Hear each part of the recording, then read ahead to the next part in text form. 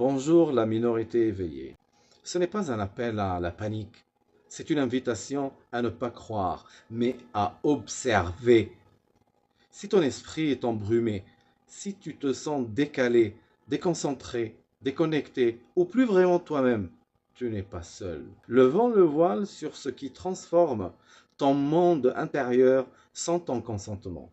La plupart des gens pensent qu'ils font des choix, quoi lire, quoi ressentir, ce qui compte. Et si tout cela était déjà sélectionné? Posons-nous la question. Les algorithmes savent exactement ce qui déclenche ta colère. Ils savent quand tu te sens seul. Ils anticipent le moment précis où tu cherches de l'attention. Une fois qu'ils le savent, ils sont malins. Ils ne se contentent pas de te montrer ce que tu veux. Non, ils façonnent ce que tu deviens. L'IA n'attend pas de voir qui tu es. Elle décide quelle option tu verras.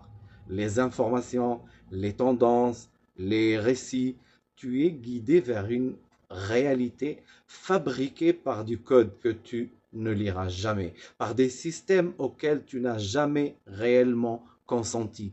Ce n'est pas seulement de la manipulation, c'est une érosion structurelle du soi, de l'identité. Tes instincts s'émoussent, tes convictions se dissolvent dans le silence.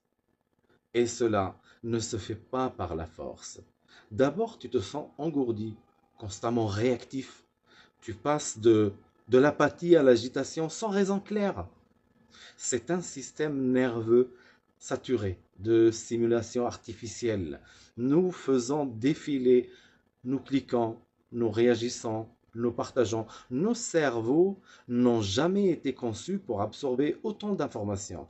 Être seul, sans musique, sans Internet, devient presque insupportable.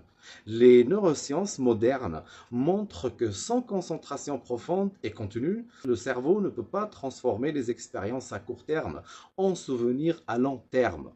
C'est comme si nos vies étaient écrites à l'encre effaçable.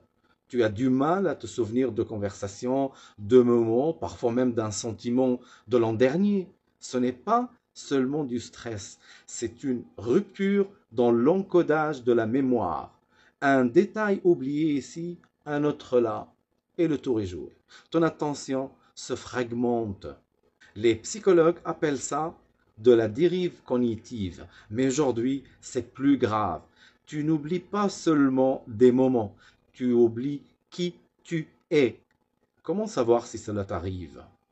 Peut-être qu'avant, tu étais curieux, passionné, animé. Aujourd'hui, c'est très semble lointain, inaccessible. Tu commences à croire que rien n'a d'importance. Le sens s'efface, l'apathie s'installe. Ce n'est pas un simple épuisement, c'est le stade final qu'ils ont planifié.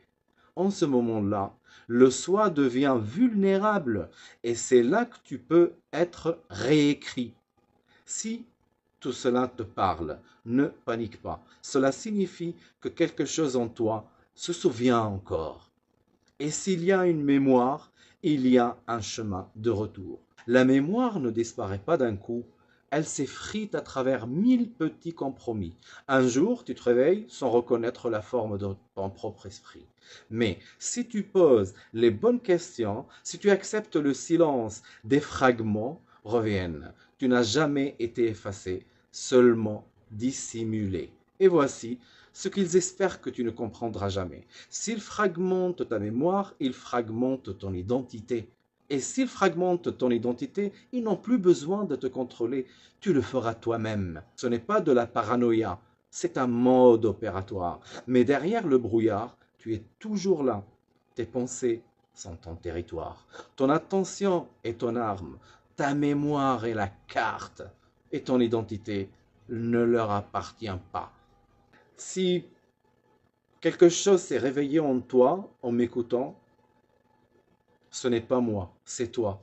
Souviens-toi et ne te rendors pas. Merci pour votre temps. Merci à la minorité éveillée.